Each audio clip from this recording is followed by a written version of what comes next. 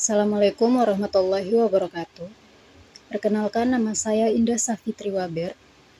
Di sini saya akan mempresentasikan tugas dari mata kuliah profesi keguruan dengan judul Mampu Memahami Cara Memotivasi Siswa. Jadi, motivasi adalah suatu proses untuk membangkitkan motif daya menjadi perbuatan atau tingkah laku untuk memenuhi kebutuhan dan mencapai tujuan tertentu. Dalam hal belajar, motivasi diartikan sebagai keseluruhan daya penggerak dalam diri siswa untuk melakukan seri kegiatan belajar guna mencapai tujuan yang telah ditetapkan. Tugas guru adalah membangkitkan motivasi anak sehingga ia mampu melakukan peregangan kegiatan belajar.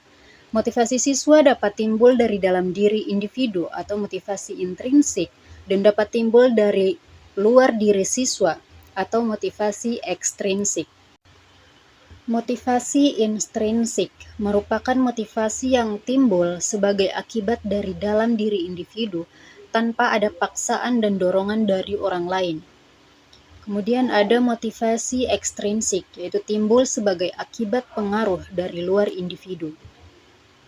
Motivasi belajar adalah dorongan mental yang menggerakkan dan mengarahkan perilaku manusia ke dalam bentuk aktivitas nyata untuk memperoleh suatu perubahan tingkah laku sebagai hasil dari pengalaman individu dalam interaksi dengan lingkungannya. Cara-cara memenuhi motivasi siswa.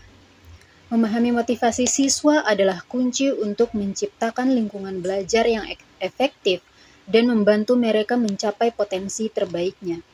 Ciri-ciri memahami motivasi siswa sendiri ada 3 poin.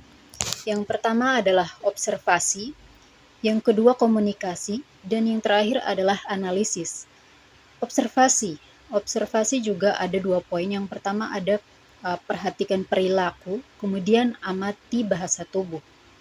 Kemudian yang kedua ada komunikasi. Komunikasi ada 3 poin, yaitu bisa dari wawancara, diskusi kelompok, dan kuesioner. Kemudian yang ketiga ada analisis. Analisis juga ada 3 poin, yaitu analisis hasil belajar, analisis tugas, analisis interaksi. Selanjutnya, pertimbangkan faktor-faktor yang mempengaruhi motivasi siswa. Jadi ada beberapa faktor yang dapat mempengaruhi motivasi siswa, yaitu ada faktor internal, faktor eksternal, dan perhatikan perbedaan individu. Faktor internal yaitu kepribadian, kemudian nilai-nilai, dan kemudian kesehatan. Kemudian ada faktor eksternal yaitu lingkungan keluarga, lingkungan sekolah, dan kondisi sosial. Kemudian perhatikan perbedaan individu. Perbedaan individu ini adalah gaya belajar, minat dan bakat, dan yang terakhir adalah tingkat kesulitan. Kesimpulan dari materi ini adalah motivasi mempunyai peranan penting dalam proses belajar mengajar antara seorang guru dan siswanya.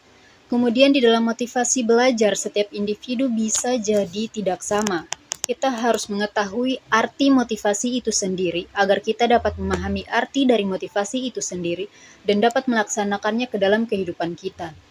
Jenis motivasi seperti apa yang kami perlukan untuk membangkitkan agar siswa termotivasi? Banyak faktor-faktor yang mempengaruhi prestasi belajar dapat berasal dari dalam diri, antara lain motivasi belajar, sedangkan faktor dari luar diri yang mempengaruhi prestasi belajar diantaranya adalah faktor metode pembelajaran dan faktor lingkungan. Sekian pembahasannya. Terima kasih.